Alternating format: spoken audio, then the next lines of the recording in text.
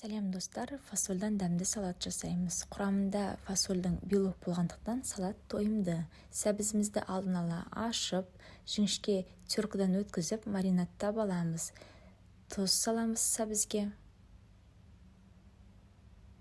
Кориандр приправасы салатқа ерекше дәм береді.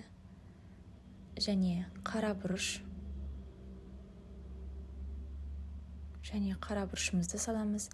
Және ашты чили бұрышын салдым.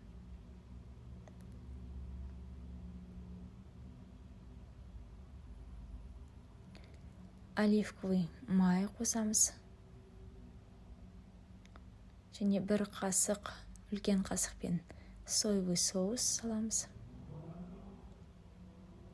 Бір үлкен қасықпен уксус салып, маринаны араластырып, жақсылап маринадтаймыз. 30-40 минут маринадталып тұруы қажет. Салған приправалар бойына сіңіп, әдемі дәм береді. Фасольді мен 2 рет жуып, 8 сағатқа суға салып қойдым. Суын төгіп, қайнап тұрған суға тұз салып, 40 минут фасольді пісіреміз. Фасольдің пісуі ұзақ болғандықтан мен алдын ала суға салып, жұмсартып алдым.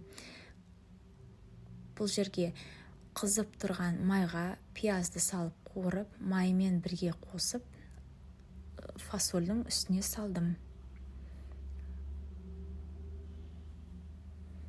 Ұсақтап петрушканы турап саламыз.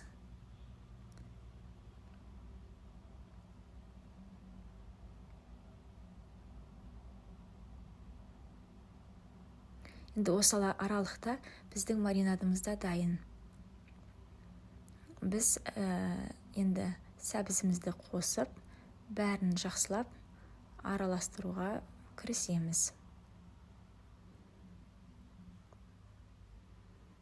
Ерекше әдемі дәм береді. Бұл жерде петрушка, қосылған приправалар салатымыздың дәмін ерекше ашады. Салатымыздың құрамында қуырылып пияз қосқандықтан салатымызды толықтай суытып аламыз. Жақсылап араластырып, мінекей біздің салатымыз дайын болды. Енді осы салатымызды әдемілеп тарелкамызға саламыз. Біздің салатымыз дайын. Барлықтарыңызға ас болсын.